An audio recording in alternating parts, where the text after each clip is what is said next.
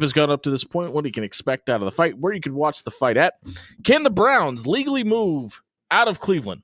They don't really want to. They're just trying to move down the street. Yeah. City of Cleveland trying to prevent that. Bob Williams will give us all the legal notes on that situation. We'll buy or sell, excuse me, on several different topics around the sporting world, including, is this the greatest college football Hall of Fame class of all time? The class of 2025. We'll debate at 7 o'clock. And at 7:30, John Walker from the Omaha World Herald will join us to discuss Creighton basketball's win last night. They've won 4 out of the last 5, what it means for the Jays heading in to the heart of Big East play. We'll take your phone calls, 402-951-1620, and weigh in on anything we may be talking about, including the NFLs, which is where we start. You've been adamant. You don't think Aaron Rodgers is going to play football next season.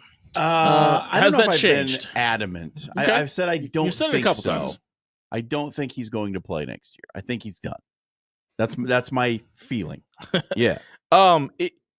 What situation do you think it would take for an Aaron Rodgers to decide to continue his play?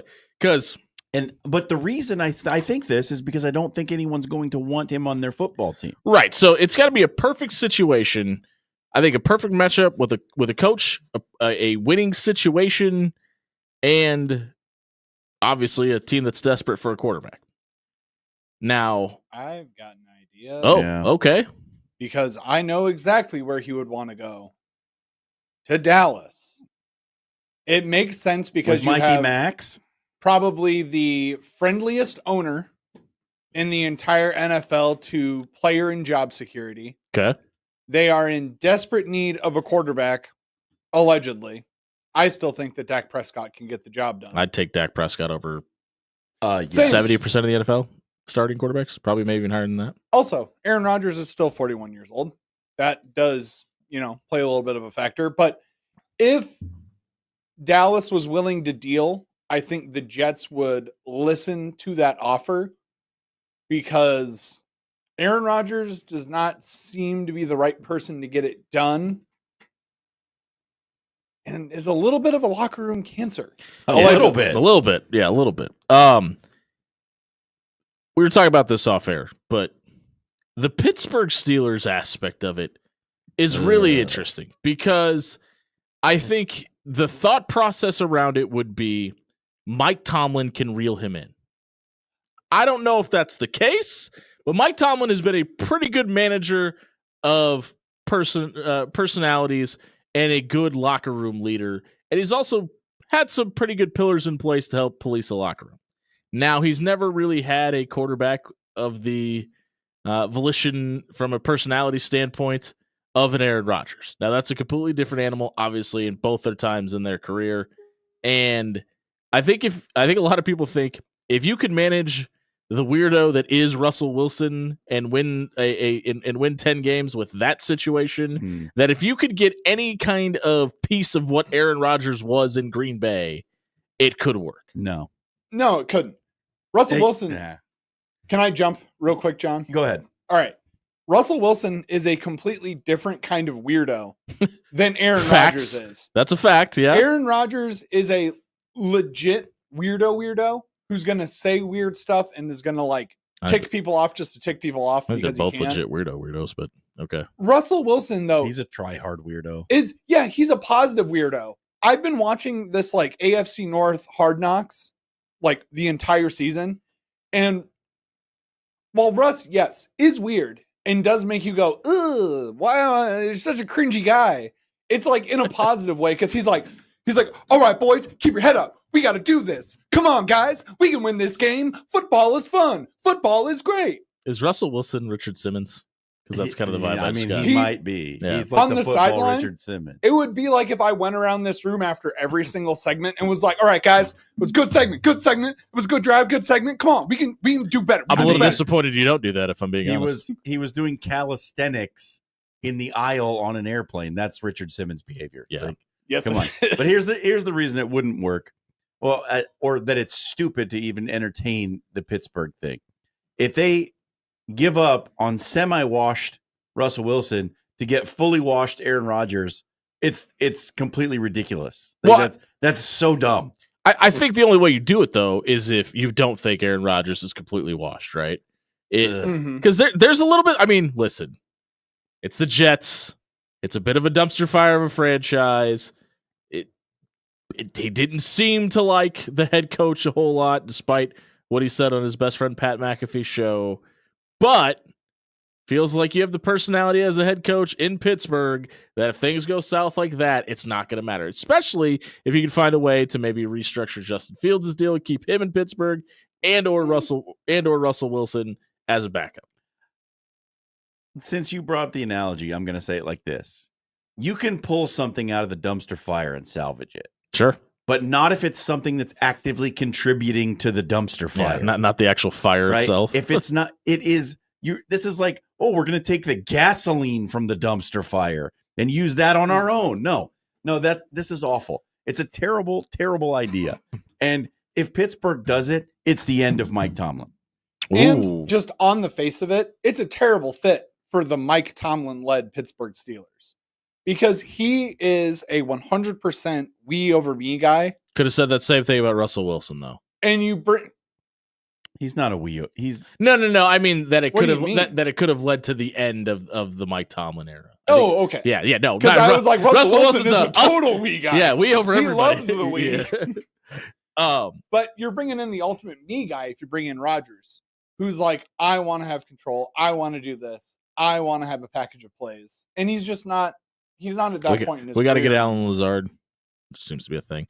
The other aspect of said dumpster fire is Robert Saleh, who has interviewed for the Dallas Cowboys job. He's talked with the Jacksonville Jaguars, and all signs point to the fact that he's going to be a head coach again next year. Obviously, he spent some time in the frozen tundra of Lambeau Field, and it's really surprising to me, and I think says a lot about where the Jets are as an organization, that it was that bad with that quarterback and that franchise that basically day one of job openings, Robert Saleh is at the top of a lot of people's short lists. And I don't know. I mean, look, some people, like, you can put them in good situations and they'll thrive, and you put them in bad situations and they don't. And some people it's reversed, right? Yeah. Some people thrive on the chaos. Well, I think it's a lot of things, right? I mean, I we don't talk about Ryan Day. Like, could Yeah. Ryan Day go to San Jose State and win football games? I don't know. Probably not. Like, but can he do it at Ohio State where it's like he's got all the Yeah, he certainly can. They win a lot of games. see, and I think it's more the Dan Campbell situation, right? Like, it's perfect example. Your Washington Commanders as well. I think you've got to have the right coach, the right GM, and the right quarterback. And I think you need those three things to be successful. I mean, you can't really point at too many winning situations. Maybe the Trent Dilfer led Baltimore Ravens is the only case that you could point at. I mean, the other thing is, And they had a great GM and a great coach at that time, right, too. yeah. it's hard to overcome front office dysfunction, no matter how talented a team you have. Sure. Like, that's just, we've seen it so many times. If the front office is a mess, the team is not going to do anything different than what the front office does. Speaking of which, what the hell are the Bears going to do? Oh, dude, That's a perfect segue because, like, the fact that they haven't hired Cliff Kingsbury yet tells me that they're going to find a way to somehow. I don't necessarily think that Cliff Kingsbury is the answer you're looking for in Chicago either. But, like, on paper, it would He make might the be most sense. the answer for your quarterback. Yeah, but that's not the only problem you have in that franchise. They're just pouring gasoline into Hallis Hall right now. And Marjorie is just sitting out there with her cigarette that she's getting ready to flick. And this is, by the way, I would like to, things I was right about. This is the exact same cycle that we knew that the Bears were going to go through. Mid-season, fire a coach with a brand new quarterback. After Bring they in had the another opportunity, coach. they had the opportunity to not bring him back last year. Who doesn't quite like the quarterback that they have.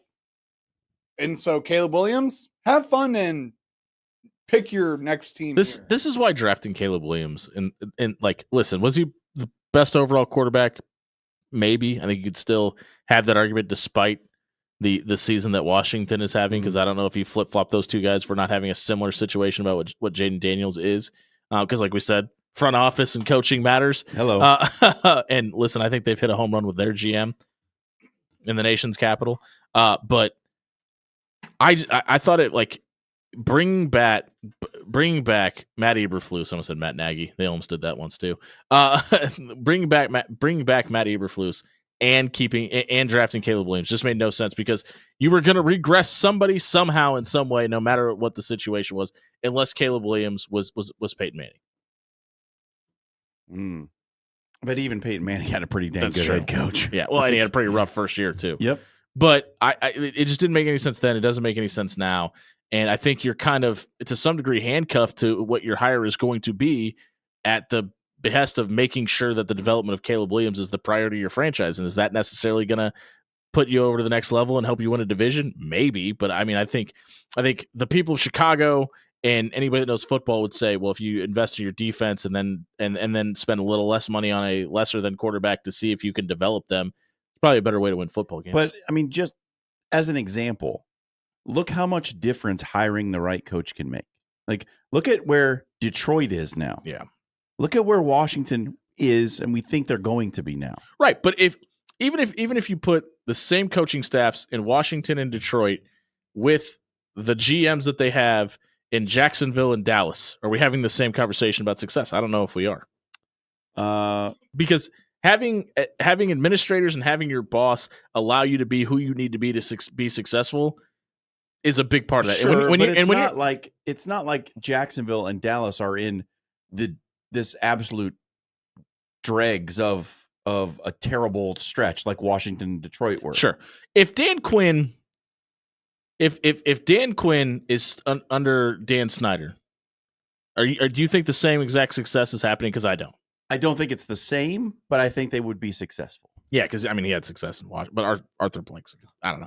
It's a weird situation because I think you have to allow the coach to. You have to allow the guys you hire to do their jobs, right? And that's kind of the biggest problem that Dallas has right now. Is Jerry Jones wants to be the coach, GM, front office guy, president, owner, ushers at the He'd see probably people. call the games on radio. Yeah. Stop it! Don't give him any more ideas. Hey, he became an actor. Yeah, to me, it's not all about it's not all about the coach, GM, and owner. It's about right timing also, and you got to have the players to do it with, but also you got to have the infrastructure to be successful. And I think that's a lot of the reason that Mike Tomlin has been able to have the success he has. Not only the fact that he's a really good coach, but you've also got a really good ownership group there that allows him to be himself. He's also the third coach of that organization since 1969. Yeah, and that's not by accident. That is a stable organization that believes in what they're doing and doesn't rush to make rash decisions. Right. I just don't know if you put Mike Tomlin in Arizona, if he's having the same exact results that he's had in Pittsburgh. Right. But the other side of that coin is you could put, Gus Bradley in Pittsburgh and he's probably going to be pretty good. Right. That's the point I'm trying to make is like, I'm basically counteracting what I was saying about the Caleb Williams thing is like, like, I don't know if it would have mattered what coach they hired or who they drafted. Probably still have the same conversation because that franchise doesn't seem to be able to get out of their own way. No, it's like, it's a top to bottom thing. You know, if we hear the cliche about rowing in the same direction, right? Like, if you don't have a clear vision, does this mean PJ Fleck is going to be the next head coach of the Jaguars? Maybe. Yeah. If you don't have a clear vision, how can you get to your end goal? Right. This is what I like. I sometimes talk to the broadcasting students at UNO, and one of the things I say is like, I'll ask one of the kids, like, "What's your ultimate goal? Yeah. Where do you want to end up at the end of your career? Where do you want to be?" What's the weirdest answer you've ever been given? I don't know. Okay. And that's my point exactly. Is like, if you don't know where you're trying to get to, how do you know how to get there? Sure. Right. And that's the point here is that if at the top, there's no clear vision and roadmap of how to get there, because if you don't know where you're going, directions don't matter. Right. You can have the playbook in front of you, but if you're not right, the end goal isn't there, there's no play to run. If all those pieces aren't in place from the top, then anything below it doesn't matter. Like it's just like it might work a little bit. You might, and accidentally make a right turn. And in all honesty, this is kind of what makes what Dan Campbell's been able to achieve in Detroit all that much more impressive, because it's not like you have this is how we've won here strategy in Detroit. And that might even be a benefit. Like, you don't have to base it off how we've won in the past or how we've done things. Yep. Look at the program 45 minutes away from here as an example. But there isn't you can be your own and do your own thing if you could be successful Sure. because you don't have to follow like in Dallas where there seems to be a we have to do it this way because it's always been done that way mentality. Right. But like I've never driven to Albuquerque, but I can drive to Albuquerque because there's a map of how Sure. to get there. Right. You know what I mean? Like, and just because Detroit had never gotten there before, it didn't mean that there wasn't a path to do You just it. needed somebody to give you the You just give you need the map. roadmap. You gotta lay out the plan where what are the stops along the way and how do you get there? Well, and that speaks directly to why Pittsburgh has been so stable for so long, because every outgoing coach for that organization meets with the incoming coach and says, hey, All three of them. fun fact, Yeah. I have won a Super Bowl. I have coached very well. You like these rings? Do you want want to one win a of 'em? Super Bowl? Here are my keys to success. And it's always Mike Tomlin at the top of his list is agree, disagree. A decision will always be made with my GM. That's something you learned from Bill Cowher. Him and Bill Cowher have talked publicly about that as well. Yeah. He was like, that was Cowher's biggest advice to me was like, if you want to like go into a room and the two of you want to butt heads and scream at each other for an hour and a half Come out about with a result. single pick in the draft, that's perfectly fine. But by the end of it, you need to be able to shake hands and say, we disagree, but we're going to go this way because you made the more logical point. You know who has a roadmap to success? Steven So-Cold Nelson. He's got a big fight next Saturday. Hey. We're going to talk to him about his training camp, how it's going, and what it's like to be at the top of the marquee on a fight card. We'll get all that information from So-Cold on the other side of the break. If you missed the opening segment tonight, check it out at soundcloud.com/afterhours1620. It was brought to you by Allo Fiber. Listen, I just made the switch a couple months ago, and I saw immediate results in my streaming services. Their internet connection, their fiber connection is directly to your home. They came out, they put my line underground. It's not in the air. I don't have to worry about windstorms taking out my internet anymore. The line is buried, and it's buried deep enough that my dogs can't get to it. If you want to have the fastest internet in town where it's reliable and you don't have to worry about the storms messing up your internet signal, head over to allofiber.com and have services installed in your house today. We'll be right back, catching up with So-Cold Steve Nelson on the other side of the break here at 1620 The Zone.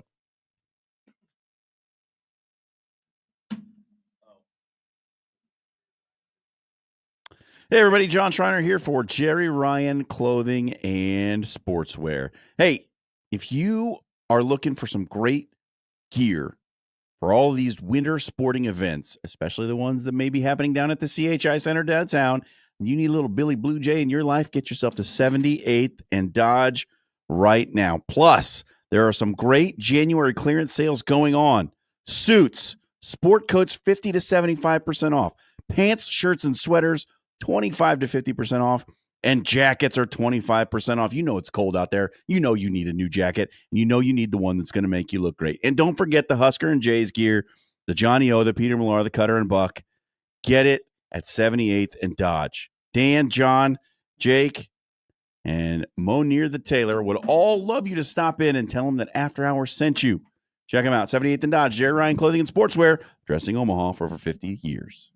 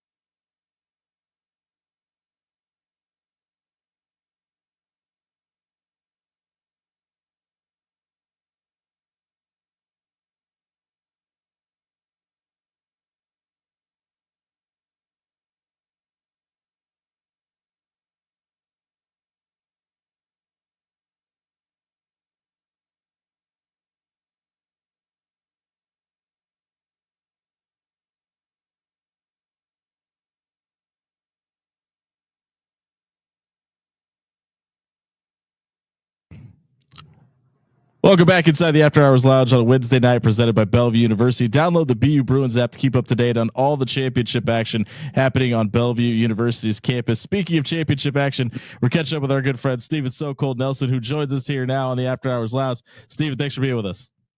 So cool. What's up, everybody, man? Thanks for having me on today. Yeah, we greatly appreciate it. You have this fight next week in Las Vegas for Matchroom Boxing against Diego Pacheco. How has training gone for this camp, and how do you feel like you've progressed through the camp? Man, this is one of the best camps I've ever had in my career.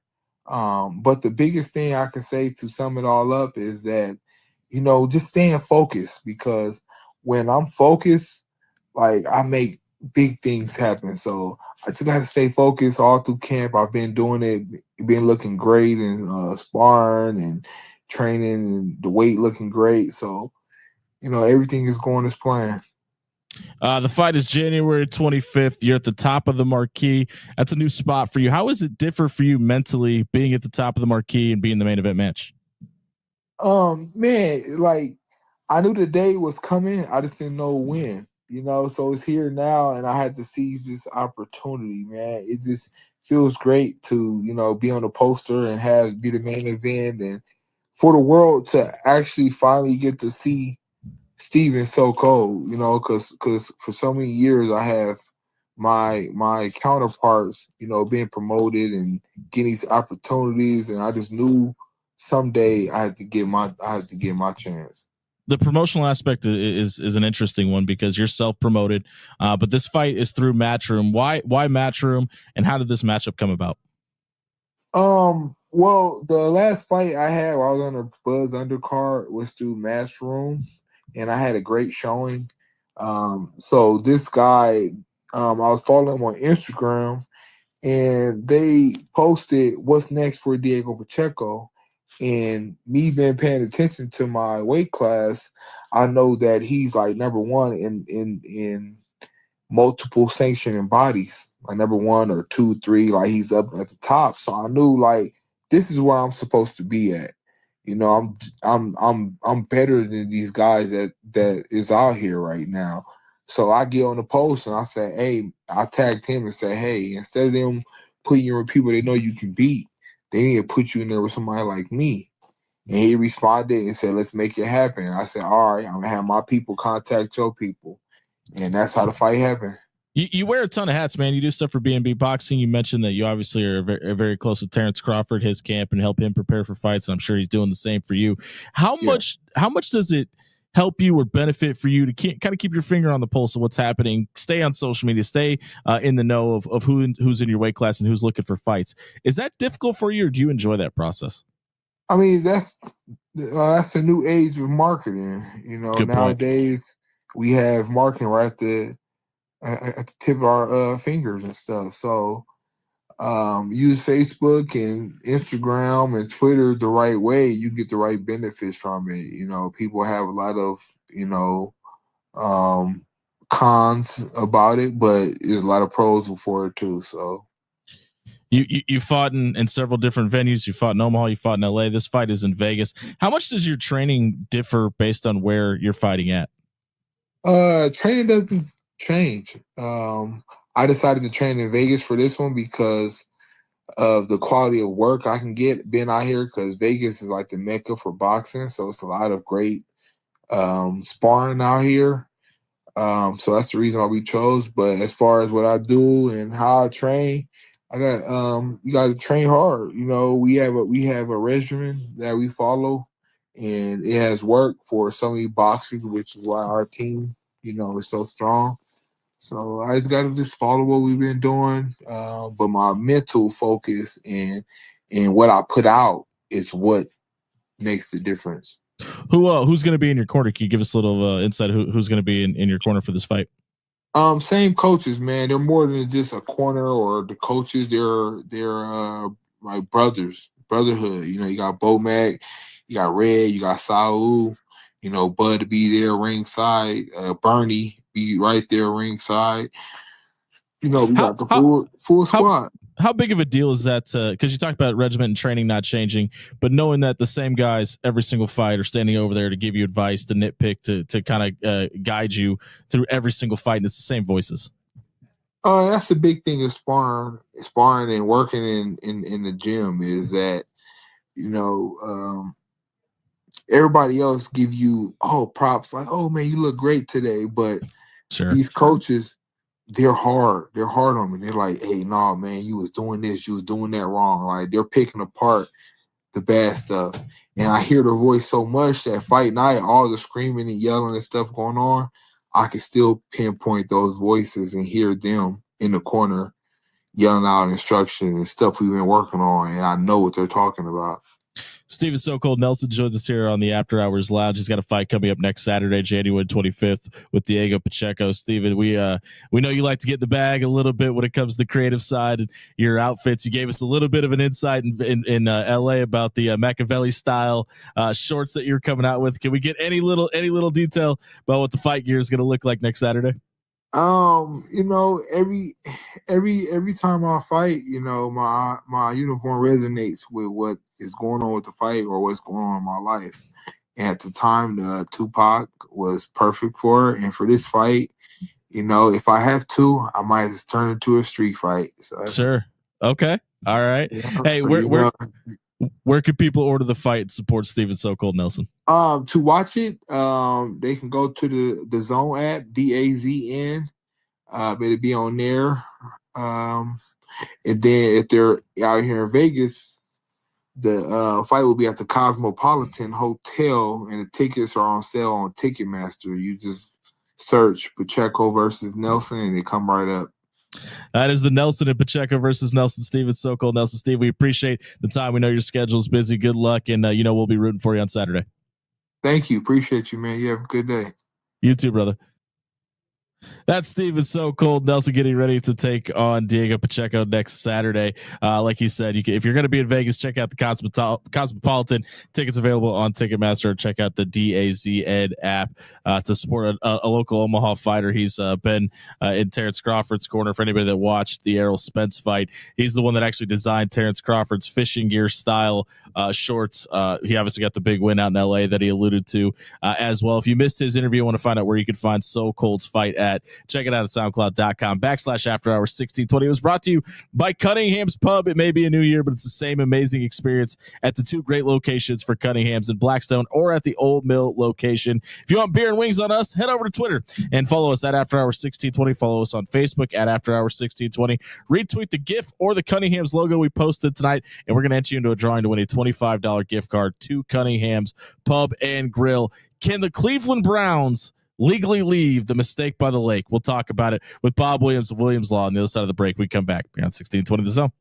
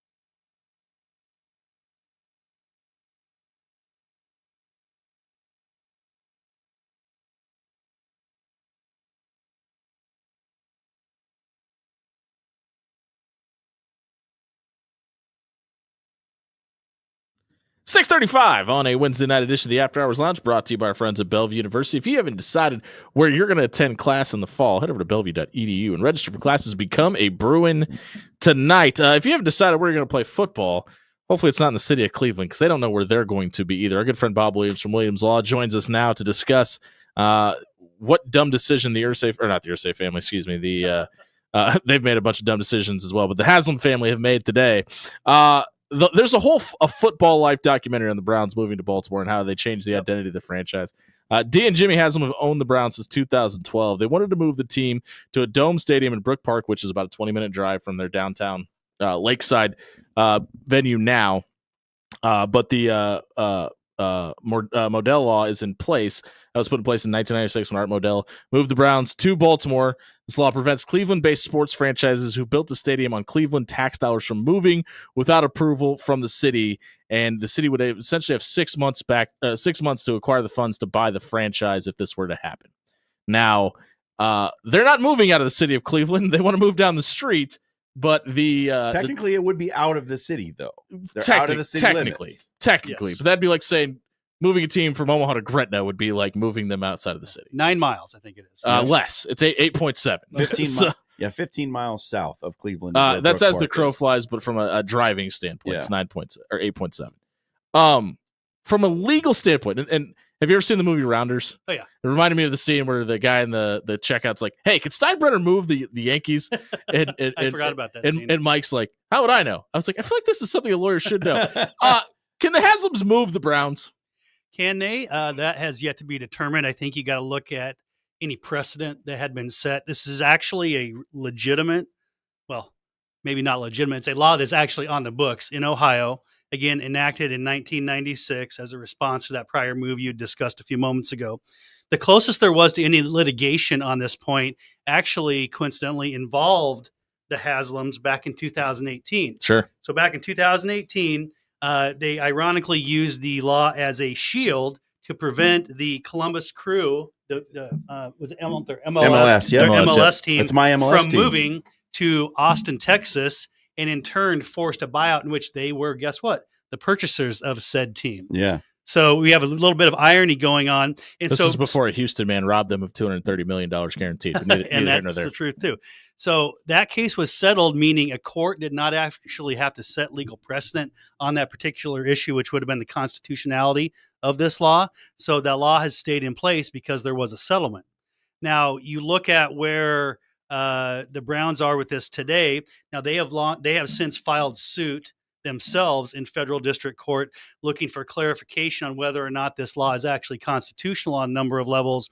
And then the city did file as an intervener into the same lawsuit so they could have their input to help support and have their lawyers push forward the agenda under the Modell law. Now, so there's really 4 different areas of challenge that they're looking at making on this. And there are 4 areas that basically have constitutional basis. Mostly you've got a Commerce Clause issue, a Privileges and Immunities Clause from the 14th Amendment, a Due Process Clause argument from the 14th Amendment, and a Contract Clause. Now, the Contract Clause is essentially saying, why would we allow you to intervene with a contract with the NFL that would like a team to be able to move, as it were, to a state that could produce more income for the league at large? That's one argument. For the Privileges and Immunities in the Dormant Commerce Clause, you basically would be saying that it prevents states from enacting laws causing preferential state treatment to Ohioans in this case, and discriminates against other states. That's one other leg they would stand on in this argument. And obviously the Due Process Clause stating that the language of this statute is far too vague with regard to the 6-month notice, the distance of the move, and whether or not it's offered for purchase. What does that actually mean? Let me read that language again here. The city should be offered the opportunity to purchase the team. What does that actually mean? Is there a dollar amount set in there? Is this, if I just slide you a note across the table that says, check a box, would you like to purchase the team or not? Did Jimmy Haslam say, I need $60 billion, and if you can't match it, I get a walk? So I think it's going to be an uphill climb to enforce this. And I look back at the original drafting of this statute, this legislative bill. I actually saw part of an interview with the legislator that proposed it. And there's a lot of ignorance that goes into the drafting of this. Does this remind you guys a little bit of our conversation from a couple of weeks ago about guess what state again, right? Ohio trying to enact that statute for it to be a felony to plant a flag. Yeah, at can the center of the Ravens plant stadium. their flag at 50-yard line? Now that's Right. what everybody wants to know. But I can't help but listen to all this and see the infrastructure that they want to put around this new stadium. Obviously, a dome, cold weather city, but they want to put, like, for lack of a better term, like a Wrigleyville type environment around it, incorporates it. But like, it also feels eerily similar to a conversation we had about a decade ago in this city with moving Rosenblatt to downtown, et cetera, et cetera. And I know how up in arms we were about it here in Omaha, but I wonder how many people across the nation looked at this and went, well, this is stupid. Why wouldn't they want a new venue? I think there are some parallels to that. I think you shouldn't discount the fact that some of the land that's looking to be built upon, in this instant by Jimmy and Dee Haslam, is owned by a bunch of private investors that they're in bed with on other projects, and including some tax incentives that can be given from them and by them, and maybe have a little less of the infrastructure supported and subsidized by the community itself.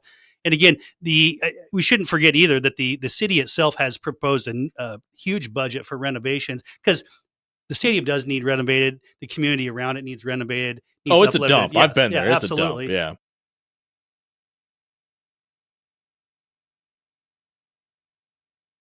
Yeah. Litigation in the football offseason to see where we're going to be at the start of next year. Well, I think we can understand why this law was enacted, right? Sure. That the public money was put in to build a stadium. It's a partnership, a public-private partnership. And the law, I think, is there to try and protect public investment from being taken advantage of, right? Sure. But I just wonder, like, as you alluded to, the enforceability of it seems, I don't know, tenuous at best. And almost impossible. Nearly impossible to enforce, I think. And are you restricting trade within or outside of the state as well? And that's one of those constitutional arguments we were just touching on. I don't think the enforceability arm is there. But again, there's no precedent on this one. This is Sure.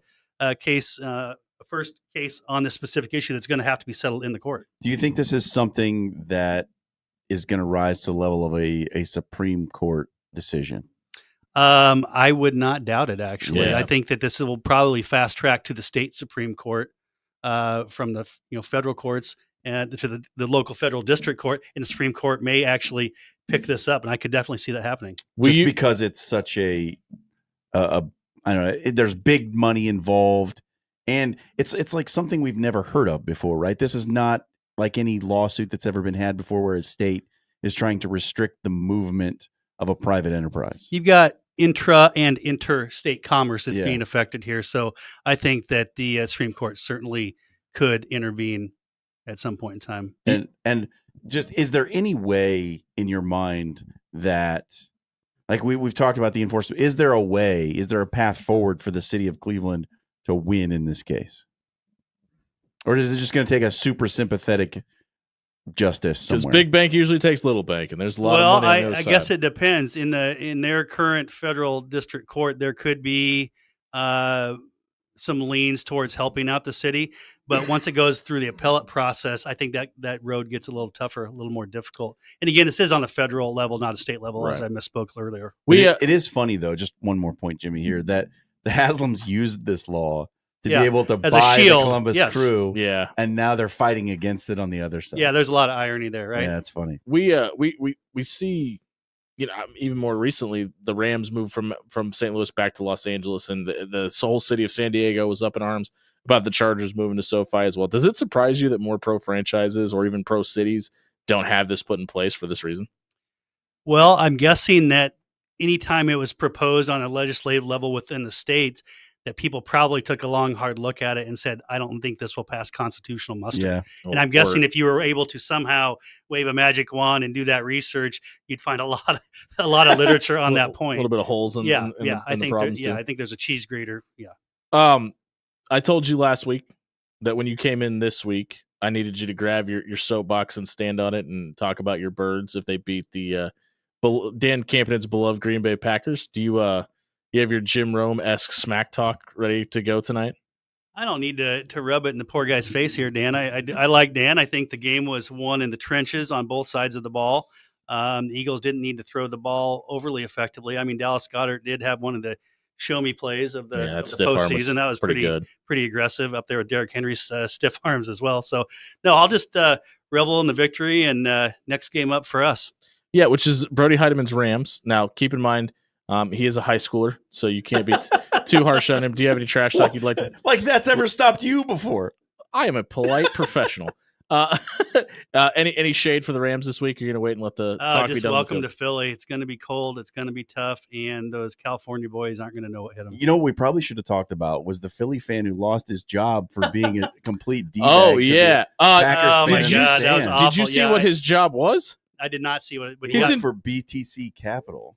Yeah, in Brutal. the human resources department. Yeah. By the way, yeah, not a Well, great look. Deserve to lose your job if you're going to act like that. I totally agree. And if that does happen, you need somebody to defend you. Get hold of friend Bob Williams at Williamsville. Head over to SoundCloud.com Be /after But hours don't be a 1620. d-bag in the stands. No. Yeah, or that too. Don't do If you missed Bob's segment, want to learn more about laws in Ohio, check out WilliamsLawLLC.com for criminal, civil, or personal. You don't have to be the Cleveland Browns to work with Bob and his team. All you have to do is head over to WilliamsLawLLC.com tonight. Book a free, no obligation legal consultation, just like you just heard him do. He's going to sit you down, explain the legal jargon, and explain your rights, walk you through the process. Head over to WilliamsLawLLC.com tonight to book a free, no obligation legal consultation tonight. Heartbreaking news in Huskerland tonight. We'll talk about it on the other side of the break. We come back here on 1620 The Zone.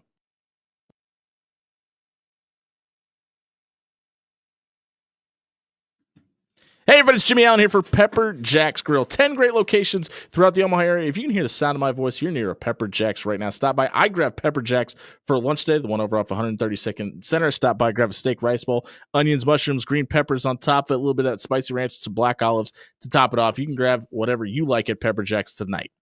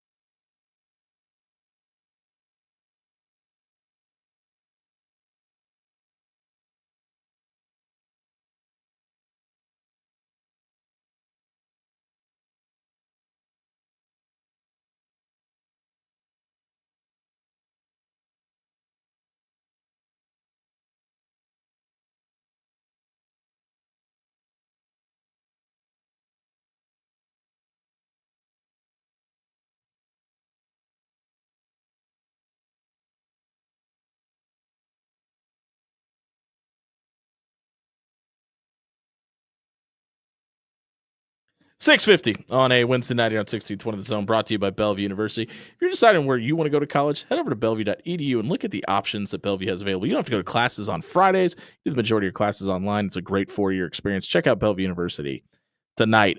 We do have the social media soundbite queued up, and if you're hearing this news for the first time, we're sorry to hear, but we're sorry to have to be the ones to break it to you. But Jack Hoffman lost his battle with cancer today, and unfortunately, the Hoffman family has another loss. But I think anytime that Jack Hoffman's name gets brought up in anything associated with Team Jack, remembers this moment. Go ahead, Brody.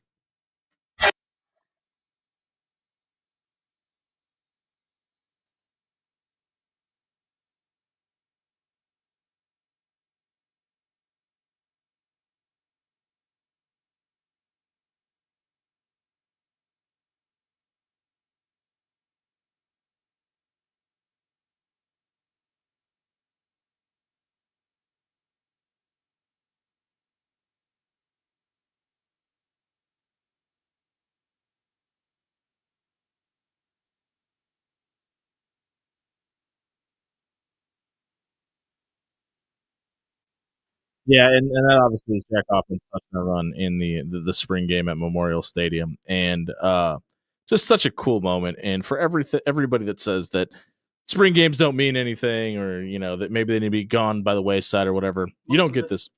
Most of the time, they don't mean anything. But it's opportunities for times like this, and you can make the argument. Probably the greatest moment in Nebraska spring game history, the 2013 game. Yeah, no doubt, man. I mean, that was not just a moment that was cherished by Nebraska fans, but you'll remember it was on Sports Center. It was SVP's best thing I saw.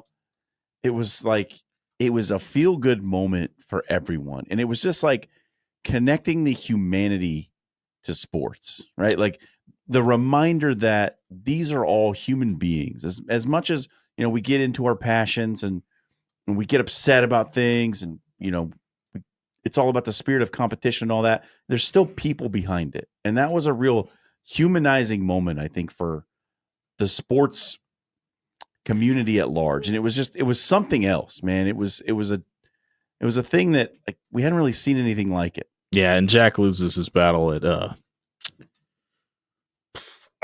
didn't think that was going to happen at 19. And, just a tough loss for Husker Nation tonight, man. It sucks. It sucks. Cancer's a horrible, horrible disease.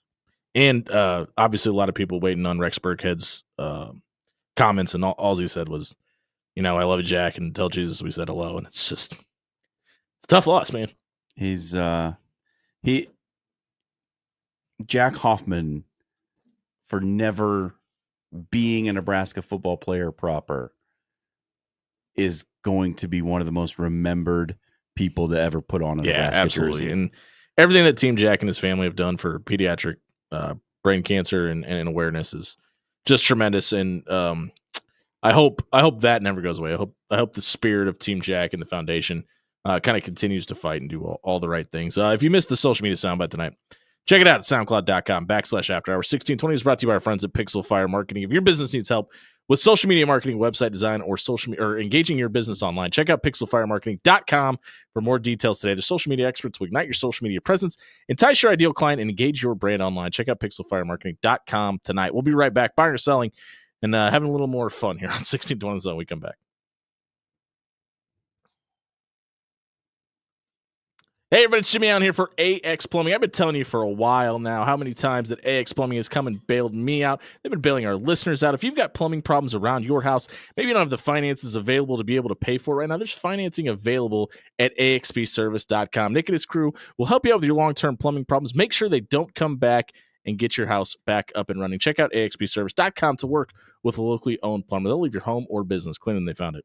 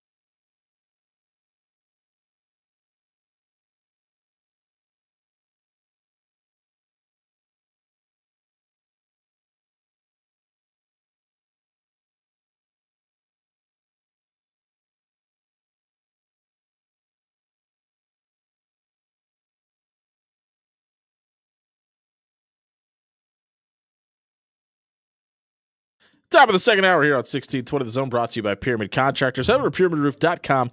Book a free estimate for your windows, your gutters, your siding, even your roof. They can do it all. Check out pyramidroof.com.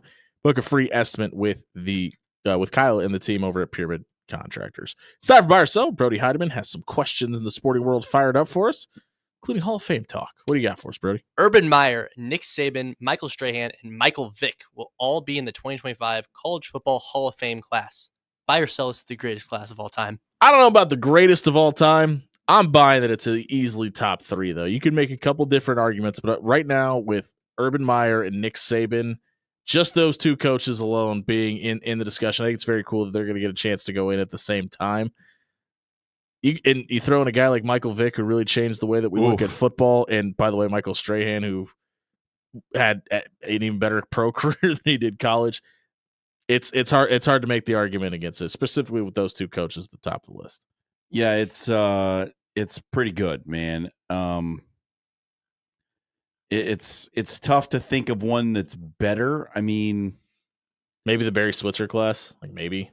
Yeah, it's tough though, man. Like those are two like all-timer coaches. Yeah, a lot of people feel Saban's the best of all time.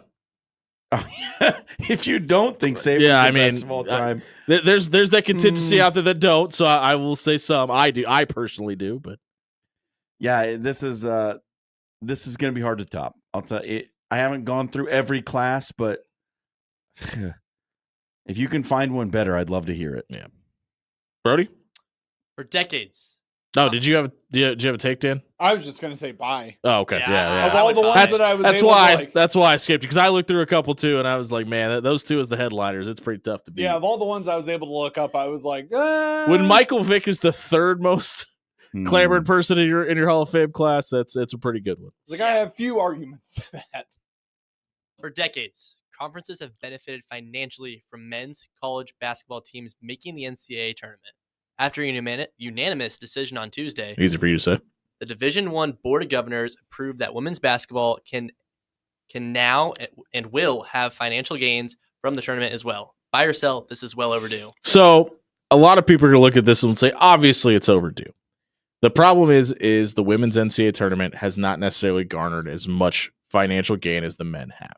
With that being said, they should have been at least getting something from it. But I think a lot of this is also due to the Caitlin Clark phenomenon. And over the last couple of years, you've seen the uptick in revenue and money and dollars and eyes on the product go up. And I think it all but means that they should have been getting it probably a long time ago, but now they're going to get a lot more than they probably would have if this had been agreed upon a couple of years ago. And that obviously sucks for those schools previously. But I think long term, this is going to benefit them more for this happening when it's happening. Well, I think you're right on about the Caitlin Clark factor, because women's college basketball in the last 4 years has gotten more eyeballs on it than like ever before. And the women's tournament has gone nuts as far as ratings are concerned. So absolutely, the NCAA has a financially viable product and should be rewarding the members who are the people that are generating the revenue. Yeah, absolutely. Wow. Okay. Seriously, guys, if you're going to mention Caitlin Clark, you don't think women should be paid? You got to mention Angel Reese. Well, because she's the other reason that women's basketball has gone to the level that it has. She has some responsibility for it. She's on cereal boxes and getting paid for it. So does Juju Watkins. And I was going to say that. Absolutely. So and Paige Beckers. All right. Let's not take that comment too seriously now, because obviously you guys aren't paying the sarcasm Chicago fun here. Sky Media Days. I was pouring water on your sarcasm. Yeah. Hey, but no, I mean, long overdue.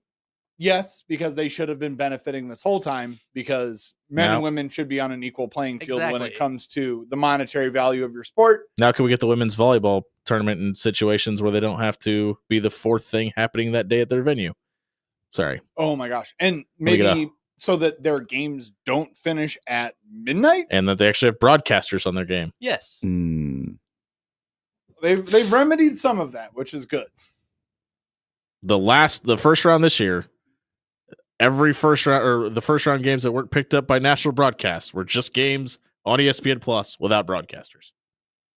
Yeah, it's a little not sad. great. It's a Can't little find sad. enough people who want to do You a can't. broadcast. You can. ESPN just doesn't want to pay people. That's the problem.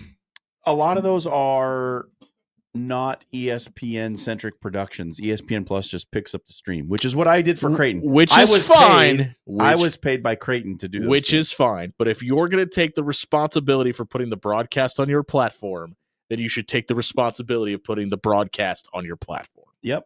I don't disagree. And the trouble oftentimes with those women's sports when they are on like ESPN Plus or the Fox Sports app or some of those streaming platforms, BTN Plus, yeah. they don't get quality broadcasters for them. They hand it over Okay, to but is essentially amateurs. is an amateur broadcast better than just shoes squeaking and people hitting the ball? Because I don't know, man. Have you ever listened to some of those? that's a good point. But I think I would rather stomach a bad broadcast versus not giving, because it feels like a slap in the face just not to put anybody out there. Yes, I agree with you. I agree. It feels like a slap in the face to put people out there who are not any good. Also, True. Some slaps hurt more than others. Brody, what's number 3? The final two are set, and I famously am still perfect. Marcus Freeman versus his alma mater in the national title game, as Notre Dame will take on Ohio State and Atlanta on Monday. Buy or sell, the two best teams made the title game. Little programming note. We'll be on Monday, so we can give you updates as the game is happening, which we're very... because you won't be watching Which it, we're right? yeah, listen after hours while you're watching the game on TV. Turn on your tell Alexa to turn on 1620 The Zone. The best two. It's hard for me to say that when you look at the losses that these two schools have equated. Are they the best two teams currently playing? They've certainly looked like it. So if we're talking about the main goal crowning the best team at the time, I think we got the best two. They're certainly playing the best right now, and I don't know that you can deny that. Yeah. Like, I mean, these two teams have both played their way here. Neither one of them got a bye. Both probably should have. That's a debate that we've had many times already. But I think that they have proven it, more than proven it, on the field that these are the two that deserve to be in this spot. And that is why we wanted the playoff in the first place. Remember when Brian Kelly said that Notre Dame wasn't financially pushing their university to win a national title? Whoopsie! Sounds like a lie, Brian. But yeah, the two best teams are definitely in it. I mean, more Ohio State than Notre Dame, because Ohio State has proven time and time again in the college football playoff that every time someone's been like, I don't think they're the better team, they say, okay, you're gonna have to account for a lot of offense tonight, and I don't know if you can keep up with that. I think and the Notre nation is Dame going to be rooting is- for Notre Dame. Notre Dame has done the kind of gritty, grind it out thing where it seems like their games have been a wee bit closer, especially against Penn State. I had the privilege of watching that entire game the day Good game. after and being like, no spoilers. Even though I wake up and look at Twitter immediately in the morning. How much different do we look at Riley Leonard now? Man, his how we looked at him before this playoff, how we look at him now, I think he's been elevated to a different level in the sports talk stratosphere. At least composure wise. Yeah, Yeah, 100%. exactly. Brody? He's I think- looked good. I think if they make a few field goals and win one more game, why aren't they maybe number 2, maybe number 3 in the polls? So I think these are the two best teams. And I think they had one bad game at the beginning of the season. And Ohio State Sure. continued to roll. Yeah, Both and these teams Ohio down the State is stretch. injured. Like, yes, you could point at the Northern Illinois loss all you want for Notre Dame, and you could talk about a 2-loss Ohio State team. I mean, I think this national championship game is just more proof that we absolutely needed this playoff a long time ago. Well, and here's the thing. If you go by the committee's rankings, neither one of them makes a 14 playoff. Nope. Neither one. Crazy. Mm-hmm. Brody? Mike McCarthy and the Dallas Cowboys have mutually parted ways. According to Cough, cough. Yeah, right. Deion Sanders himself, the Cowboys have contacted him for the job. Buy or sell that Prime is the right fit for the Cowboys. Dion, turn your radio up and listen. Don't do this. Do not do this. This is how I know you probably don't really care publicly about your legacy. And I know I told you couldn't do it at Colorado too. don't do this. Like, I honestly, if I'm Deion Sanders, I think it is a better fit to take the Raiders job than the Cowboys job. And you are beloved in that stadium by that franchise and by that owner. If it does not go well, it is going to tarnish that reputation and that relationship for the rest of your life. Do not do this. It is a bad idea.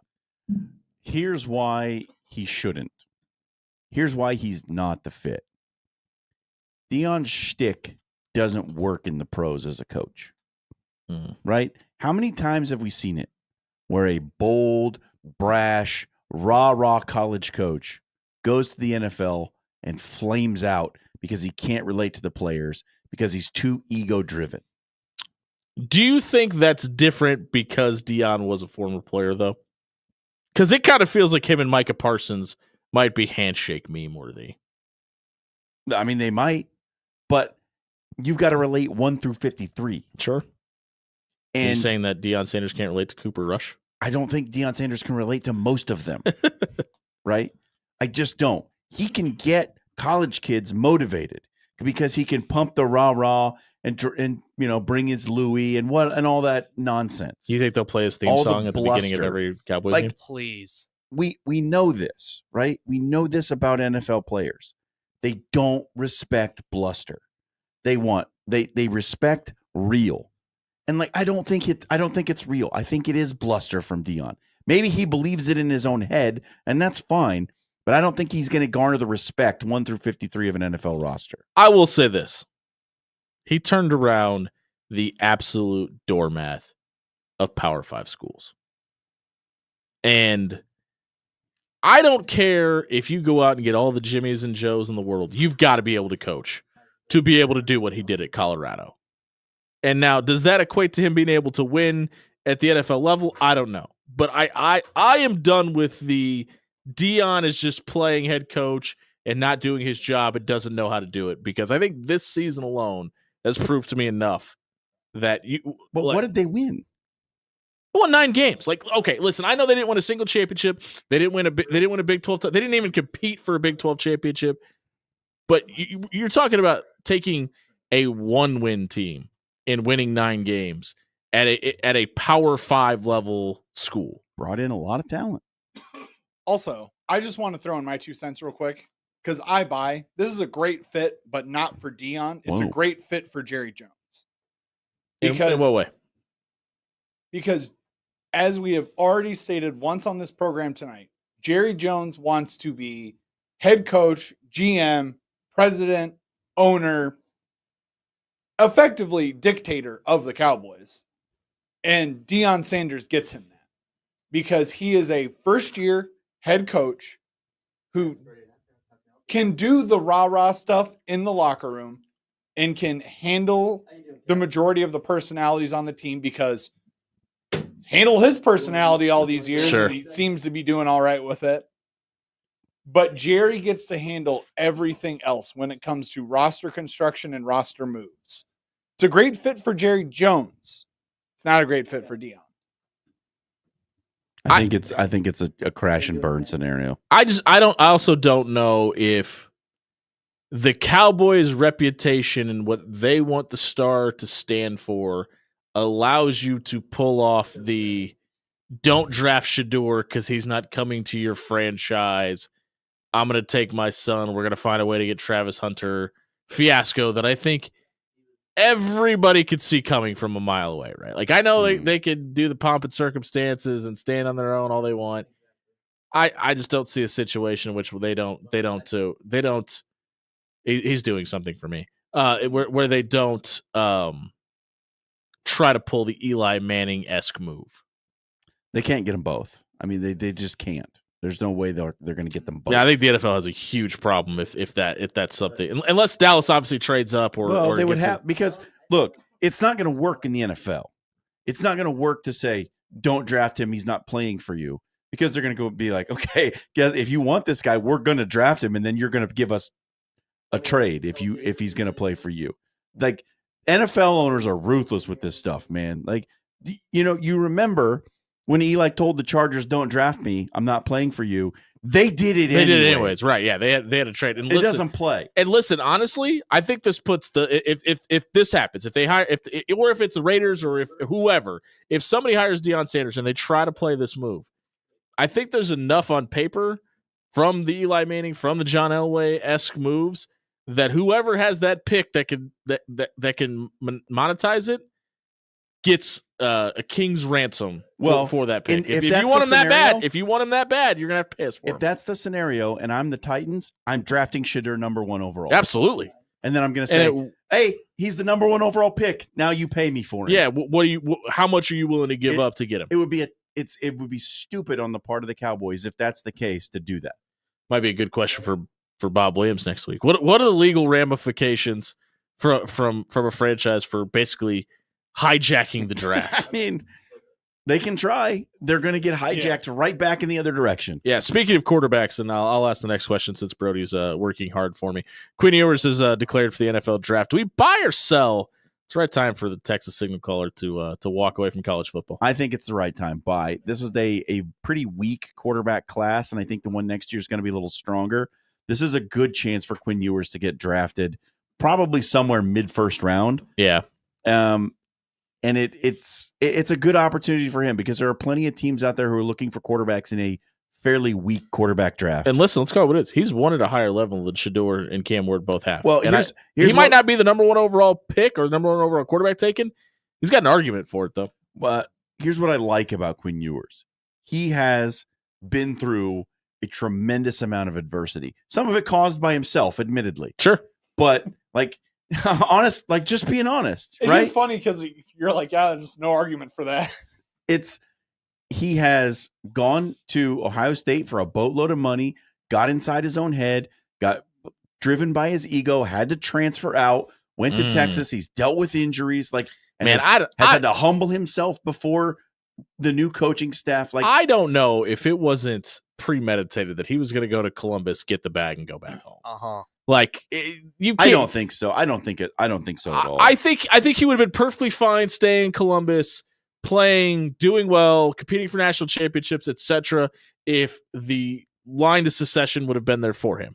But I also think he was perfectly fine going, oh, you've got other 5 stars, and I'm just going to go home to Texas and get more money while I go there as well. Peace. See ya. But I think he's dealt with a lot, and I think he's been through the fire, including that mullet of football. So I think NFL coaches and GMs are going to like that about him as well, that he has gone through that maturation process and has come out on the other side better for it. True. Good point. Dan, buy, sell? Oh, I buy completely. Because I like Quinn Ewers enough that if I were an NFL GM, I would draft him. And I honestly think I'd take him over the other 2 guys. I really would at this point. Wow. Yeah. I mean, it seems I'm taking him over Shedeur. Oh, yes. Easy. It seems like the right time for him just because, as John already pointed out, he has matured quite a bit.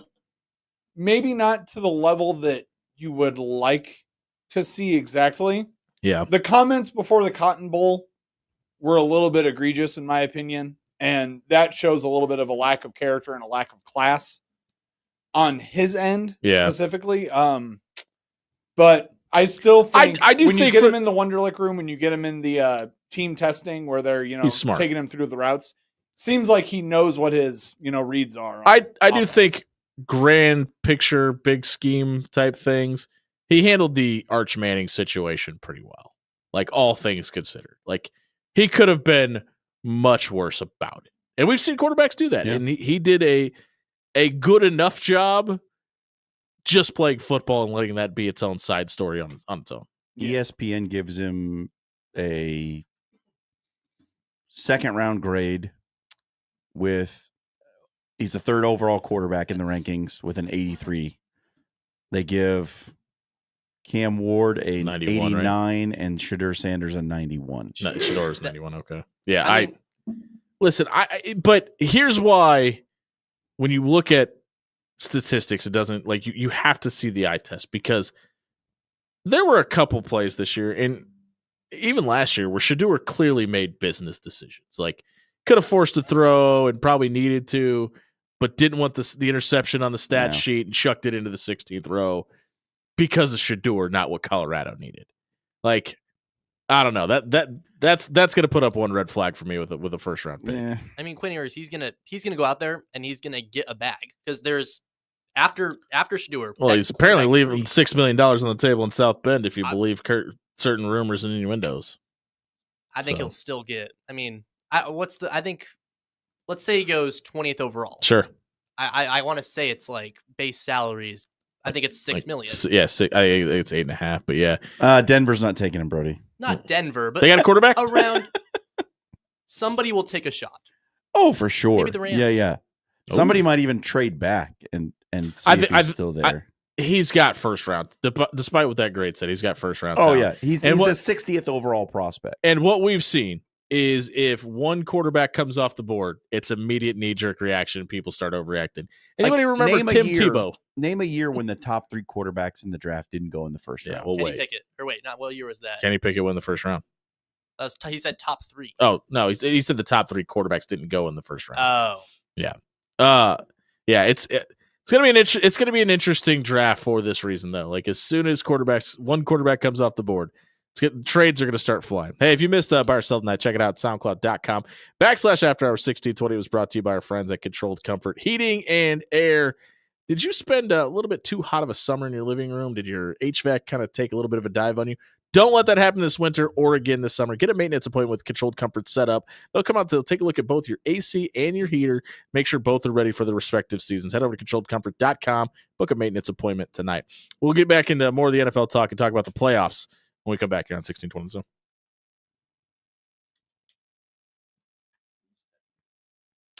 Hey, everybody. John here for Bob at Williams Law. Bob was in with us earlier tonight talking about all the legal ramifications of the Browns trying to build a new stadium and move out of Cleveland proper and the Modell law and sorting through all of that. And boy, if that stuff starts to make your head spin a little bit and the legal situation you're facing has your head spinning, you need Bob in your corner. He can sort through all of that, and he's going to do it for you for your first consultation at no charge to you. That's right, a no obligation legal consultation from one of the finest legal minds we have the privilege to work with today. Bob is going to walk you through the process. He's going to explain whatever legal situation you're facing, be it criminal, be it civil, whatever it is. He's got the knowledge, he's got the expertise, and he's got the explanations that you have been looking for.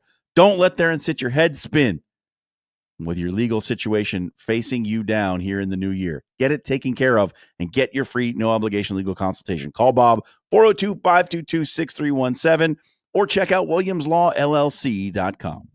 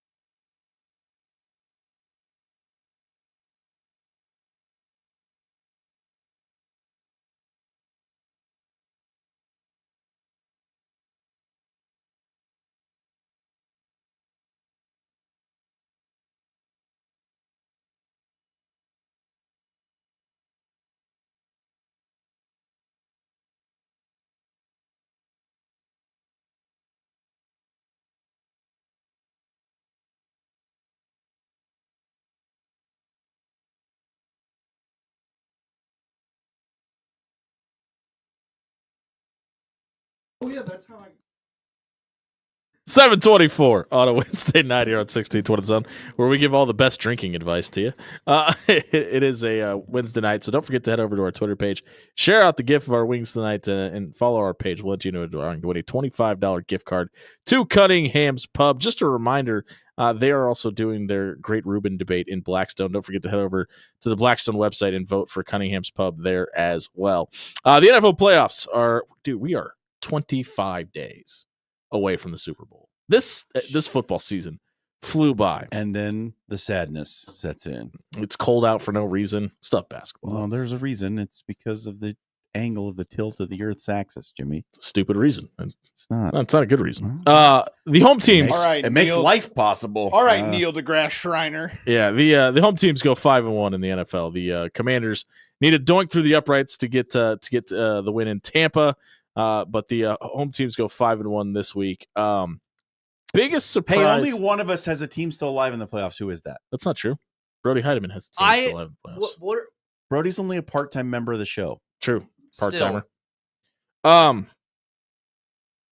Do you was there a surprise for you this weekend? Because I mean, obviously, when all 5 of the 6 home teams win, I think we can all agree the majority of us in this room thought Washington was the better football Yep. team. We said so last week. But for me, I was just blown away with how much the Rams dominated Minnesota. That Oh yeah. I mean, surprising to me, I thought the Chargers would beat the Texans. I really did. I thought that Texans team down the stretch looked vulnerable. I didn't think they were as good as they had been last year. CJ Stroud turning the ball over a little higher rate than Yeah. he did. I mean, last year was historically low, so you could almost not. It was expect bound to anything happen else. eventually. Yeah. So I was surprised that the Texans won by 20. Yeah, that game was a lot closer than that score indicated at the end, though. Yeah, and then like you say, I was surprised that the Rams beat the Vikings as badly as they did, and perhaps the surprising thing in that is something we probably shouldn't have been all that surprised at was the regression to the mean for Sam Darnold. Yeah. Like he looked like the Sam Darnold who played for the Panthers and the Jets. Looks like he might be having a sophomore slump. So someone said, Dan, right? He's not a sophomore anymore, though. I know. I just like It seeing just- your it reaction to that looked- word. It looked not like anything we have seen from him the whole season. He was so good and so composed and in control of that offense the whole year. And then against the Rams, he just looked like the old I'm seeing ghosts Sam Darnold. You know what I mean? Yeah, and a lot of that is because of how poorly that offensive line played too. But in that second half, like he was hanging on to the football way. The first he wouldn't half, release it. the first half, all the credit in the world to the Rams defensive line. The second half, it was probably 50-50 between Sam Darnold seeing ghosts and that defensive line getting home. It didn't look like it looked like the moment got too big, honestly, is what it looked like. And I know like we hate to throw that out there, but it honestly did. It looked like this stage was too big for him at this point.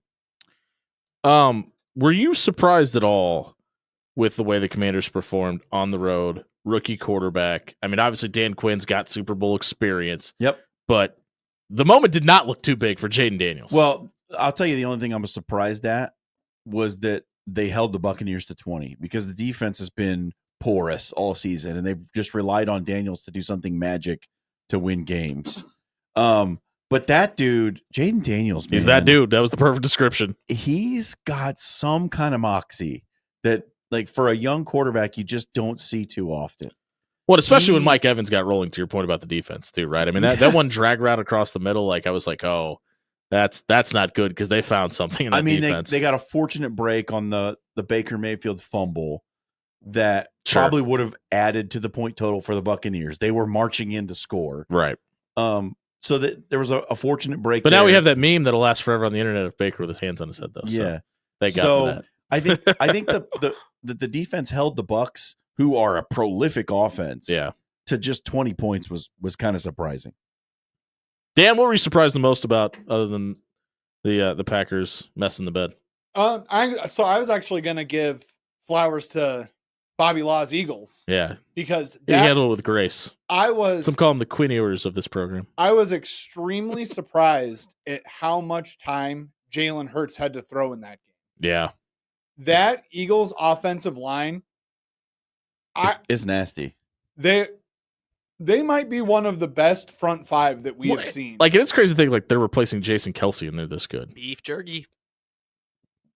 He's a dude, But man. I'll tell He's- you what. That guy. I'll tell you what. Just knows how The to- Packers played one of their worst games all season And still had a chance. chance to win that game. Yeah. Like, honestly, the Eagles looked extremely beatable. If the Packers had had a pulse in that game, it might have been a different outcome. Who has the worst vibes coming off of those losses? It's got to be the Steelers, right? Like it might be the Vikings because now you don't know what you got to do and pay at quarterback, but like you're able to put a season together and probably have a little bit higher of expectations than you probably should have. Now it feels like you're just kind of going scorched earth in Pittsburgh. I don't know, man. I think it's the Vikings because I still just like it's that franchise. It's the Steelers franchise that always seems to figure it out. For the Vikings, who don't figure it out virtually ever, Remember when they just didn't get a draft pick in?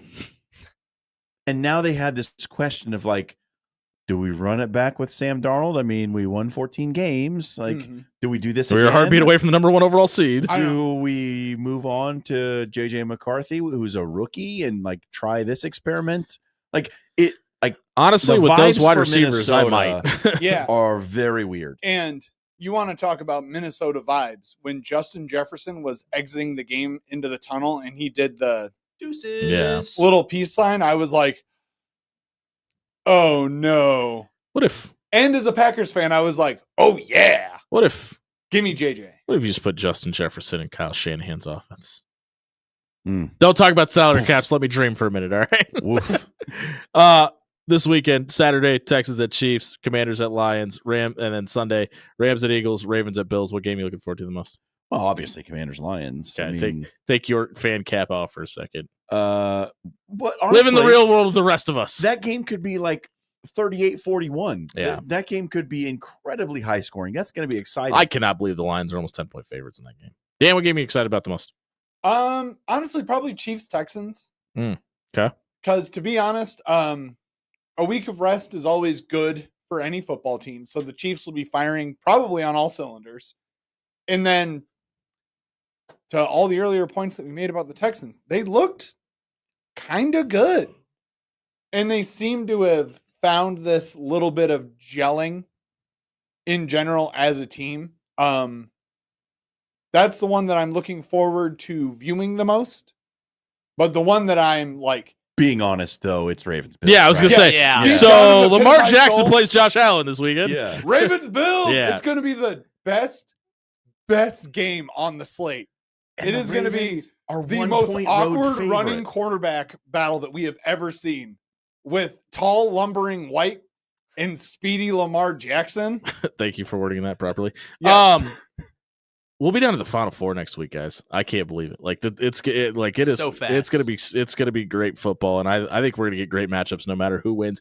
If you missed our breakdown of the NFL playoffs tonight, check it out at SoundCloud.com/after-hours1620 or wherever you may find your podcast at. It was brought to you by our friends at Jerry Ryan Clothing and Sportswear, essentially located on 78th and Dodge. They've got you covered. When it comes to your big wedding day, whether you're trying to make your closet look good for game day, they've also got a clearance sale going on, 50 to 75% off on suits, sport coats. They've also got pants, shirts, and sweaters, 25 to 50% off jackets, 25% off. It's cold outside. Get a nice jacket. It's going to fit you. You'll be able to wear it to all events at a discounted price. You could also stop by and get a fitting from Dan, John, Jake, Deanne, and Monier, the tailor on 78th and Dodge. Jerry Ryan Clothing and Sportswear has been dressing Omaha for over 50 years. Where was John Walker last night? Why was he not at the table writing? We'll find out the answer to that question at the start of the break. 1620 zone.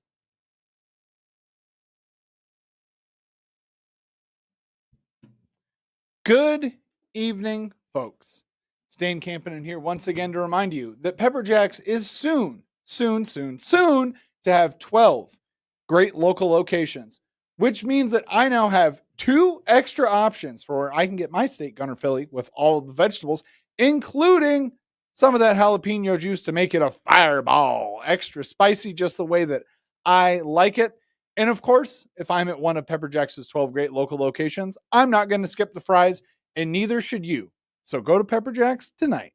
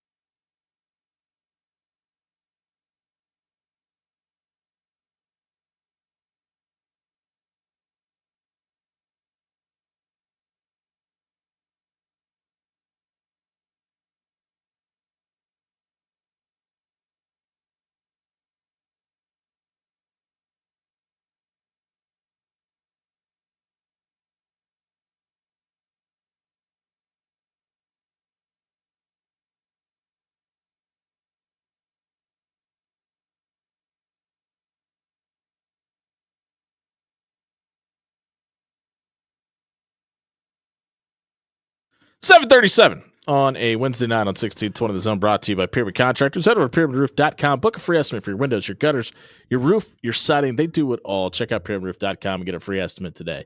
John Walker from the Omaha World Herald now joins us here on After Hours. John, good evening. How are you, sir? Man, I am good. I actually, I just got home. I don't know, maybe 15 minutes ago. Was doing a little bit of writing, and then, just got home a little bit ago. So I'm good. It's been a long day. It's been a good day. How are you guys? Do you drive down and sit at the table at the chai when you're not doing Creighton games? Yeah, I do actually. I just walk in and I just flash my game day pass, and There I you go. know exactly what I'm there for. He knows Merv, the security guard, real well. Hey, the Jays win 4 out of 5, and they've won 2 in a row, including one on the road at Hinkle. Providence obviously has a lot of question marks, and Kim English is doing the best he can with what he has. What did you make of that 20-point win last night? I think it's a 20-point win that the Jays should have had. You know what I mean? Yeah. I think that I think that is the big thing for me was Ryan Kalkbrenner versus Oswin. I really thought that was the matchup. I think Greg McDermott thought that too. Guys, if you think back to less than a year ago, Creighton was a finalist for Oswin. Right. He was potentially going to be, the successor to Ryan Kalkbrenner, and instead we get the matchup. So we know how highly Creighton thought of him, and so that's kind of why they were a little worried about that, why I was a little worried about that. But after those first few minutes, Kalk really dominated that matchup. As you should, as a fifth-year senior working against a freshman. I think he has 3.5 years on Oswin, so, he should have. And I thought that matchup in itself was pretty emblematic of what the Jays did. They started a little sluggish, obviously, and then just kind of pulled away and dominated down the stretch. For as much as this team has struggled this year, that is what they should be able to do against competition like Providence. Like, Creighton should not struggle in the Big East. I'm not saying they won't, but they shouldn't struggle against anyone in the Big East that is not UConn, Marquette, St. John's. And just because Eric Dixon has one last go around, you can throw Nova in there too. So I think Jays Nation, there was plenty of hand rigging to go around after the loss to Alabama and then the face plant against Georgetown. Yeah. But winning these last 5, and especially the last one in dominating fashion, where do you think they're closer to? The team that lost to Georgetown or the team that throttled Providence? I'd say, not to give you a politician answer, because I Wow. hate doing that. It's going to ride the fence. I really think it's a mix of in between, because I'll say this. I think Georgetown is better than people might realize. They are much improved in the second year under Ed Cooley. Okay. And just basketball on, ball. That's a really bad matchup because they play that just relentless, physical, in your pocket defense that, Creighton struggled with even when they had Pop Isaacs. Right. And especially without him. So I really think that it's a mix. Again, I think Creighton should be able to win by double digits against middle of the pack Big East teams. The exception, probably Butler on the road, obviously. You're not going to go to AMP here in a month and win by double digits, but Creighton is double digits better than the rest of the teams in the middle of the pack of the Big East. I really believe that. They've just been so inconsistent with that. And the big part over the last 4 or 5 is they've been a little bit consistent. Certainly more than they were, early in the season when they started playing power conference teams. So I think it's a mix. This is kind of what I wrote a little bit about today. This team is still trying to figure that out. We're in mid-January, and I still think this team could look drastically different in a month. That obviously depends if Isaac Trout kind of develops. Just goes 4 for 4 every night. A consistency. Yeah, if he could hit 2 threes a night, 3 threes a night. That's huge for this team. If Jemiah Neal is the Jemiah Neal that we've seen him be in the win over Notre Dame, he had 20 in the Villanova win. If that's the Jemiah Neal that Creighton gets, they can be really good. But how often are they going to get all those things to piece together? That's kind of the question. So let me ask about the measuring stick portion of it then. Like, if we're talking about Sure. last night on its face, do you think that last night was a more Isaac Trout and Mason Miller finally hitting their stride and finding rhythm in this offense and getting healthy, et cetera, et cetera, et cetera, or more it was Providence and that's kind of who Providence is and they were able to be the more talented team? A little bit of both, but certainly more of the latter, I think. And because I just don't know if, and I'd say this for anybody, I don't know if off a 1-game sample size, we can say that Isaac Trout has hit his stride. Sure. And that Mason Miller will start, kind of leaning back toward the mean, the law of averages. He's missed so many. So in theory, he'd make so many, right? But it's hard to say off of 1 game. But that's when I think the 20-point win, showed, I guess, that, when those guys do contribute, even in the slightest, they got 6 from Fedor. They got 8 from Mason. They got 13 from Trout on a night that Jemiah Neal only scored 8. When they get contributions from those guys, they are hard to beat. So next up, it's UConn. It's not vintage UConn. This is not the UConn from last year, not UConn from 2 years ago. But it's a team that Creighton usually has pretty good success against, despite how good they've been in recent years. Game is in Storrs, Connecticut. What's your outlook for this one? I really think it depends on if or if not Liam McNeely plays. I think it was maybe this week, I believe. Maybe like after their game Saturday or Sunday, I can't remember, but very recently, Dan Hurley said that Liam McNeely was out of a boot. So you would think that means he's close, at least somewhat. And I think it's been 3 weeks, maybe 2.5, 3 weeks since he sprained his ankle. So who knows? He could play, but who knows? So let's assume he doesn't, because let's just say that's the more realistic option, right? If he doesn't, again, I need to see Creighton one continue to lean on Ryan Kalkbrenner, especially, and Stephen Ashworth. I mean, that is, anybody listening to this knows that is box number 1 and box number 2 for this team to check on any given night. Probably 1 and 1A, actually. Right, exactly. And so, they're averaging a combined 35 points a game. So that's box 1 and box 2. And more importantly, we have to see these 5th-year veterans play like they are 5th-year veterans, hungry to go get a win in their last time playing in Gamble. And because they've been good against UConn, period, right, since the Huskies rejoined the Big East, but they've been especially good against them at home. And last year they lost by 14. So, need to see the 5th-year veterans take the reins. And then again, Jemiah Neal has to one, be the defender that Creighton needs him to be. Jason Green's out there too, and that's obviously a large part of why he's in the starting lineup. But a big part of Jemiah Neal coming here this offseason was, one, could he replace a little bit of the scoring that they lost with Baylor and Trey? And 2, maybe more importantly, to be a lockdown guy.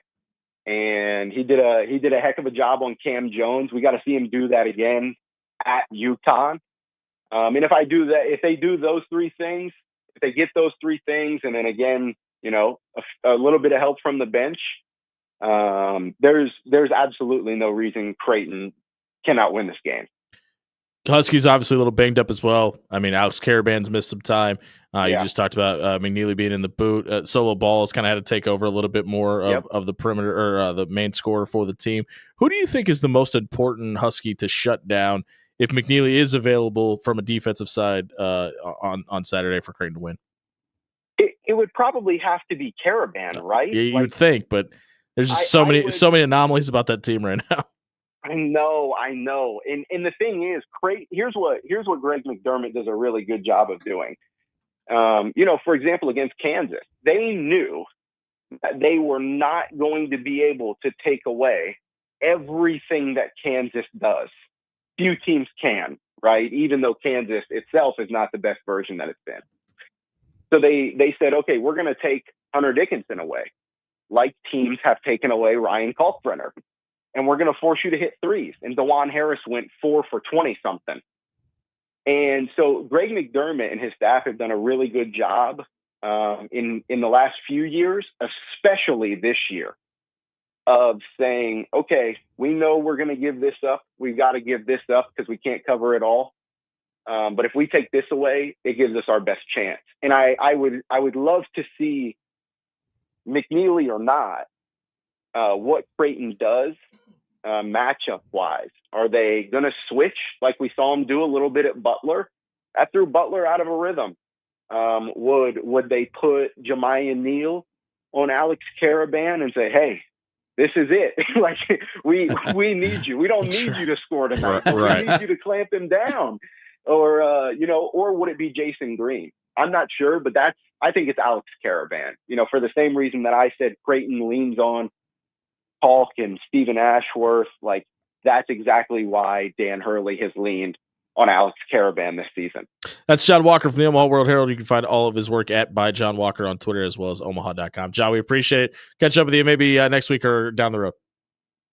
You got it. Thanks, guys.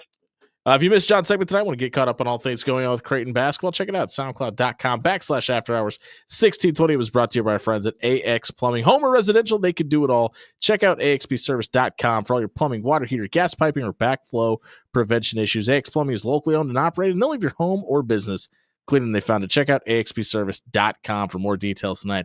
We're going to wrap it up with our Papillion Sanitation Trash Takes tonight. We come back, 1620 Zone.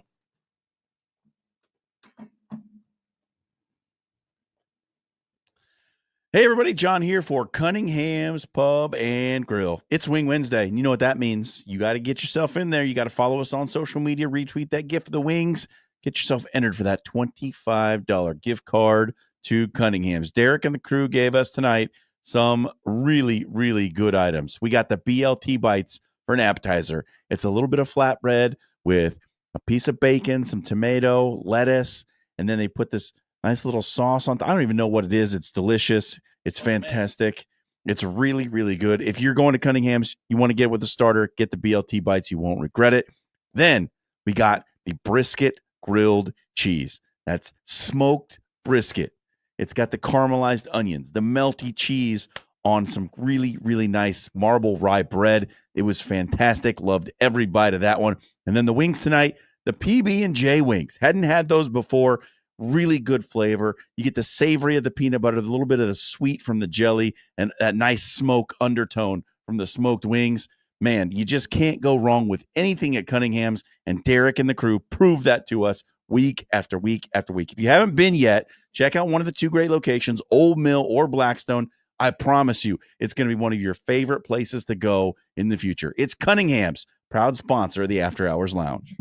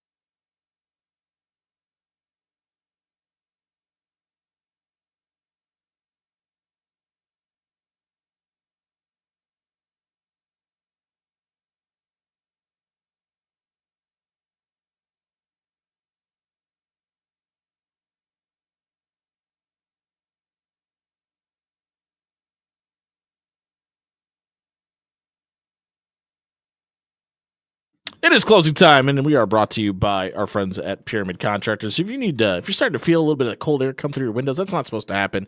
Head over to pyramidroof.com. Get a free estimate for your roof, your windows, your gutters, your siding. They can do it all. Check out pyramidroof.com tonight. We got to get through this pretty quickly. It is time for our Papillion Sanitation Trash Takes tonight. What we will do here, we'll give you a hot take to wrap up the night. We'll put a poll up on Twitter. You'll vote for the best take. Whoever gets the least amount of votes will have the trashiest take of the night. I'm going to go ahead and start us off. I think Jack Hoffman needs to go into the Ring of Fame in Nebraska. I think they need to put him up there. Like you said, probably one of the greatest moments in Nebraska football history for the spring game.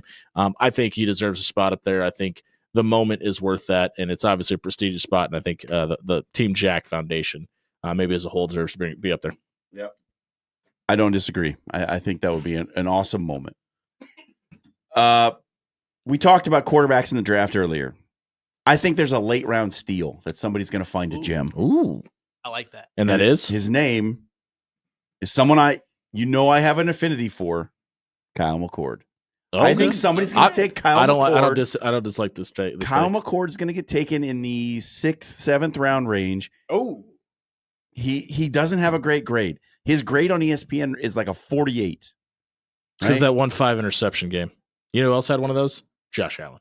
But I think that Kyle McCord, if he gets in the right system, can be an NFL starter in the future. He's a late round steal. I like that. That's a good one. Mine tonight, 2 or 3 weeks ago, Victor Wembanyama spotted a young fan at the end of the game wearing a tiny version of his number 1 jersey. He said, "Hey, this would be a cute moment. Why don't I have a jersey swap with this young fan who, obviously isn't even to this man's knees." Sure. This is where it gets bad. That jersey is now selling on eBay with a minimum bid price of $10,000. Oh, dear. Hey, people, stop being pieces of crap and selling away memorabilia that could have been this kid's lifelong best memorabilia that he ever gets. Probably worth more long term. Yeah. So is it fair to say your trash take is Wemby is cute? Yes. Okay. Brody, do you have one tonight? I don't think the Chiefs are going to win the Super Bowl. I don't think they'll three-peat. I think the teams that are left right now are a lot better than the Chiefs, and I think that down the stretch, they're just not going to be able to hold up with them. All right. That's been the After Hours Lounge tonight. If you missed it, check it out, SoundCloud.com/After Hours 1620, wherever you may find your podcast at. It was brought to you by Allo Fiber. They've been empowering communities since 2003 by offering sweet and integrated products to the services that allow you to focus on running your business. That's right. Allo Fiber isn't just for your home, it's for your business as well. Check out allobusiness.com for more details today. For Dan Campbell, Brody Heidemann, John Schreiner, I've been Jimmy Allen. Happy National Strawberry Ice Cream Day. Chocolate.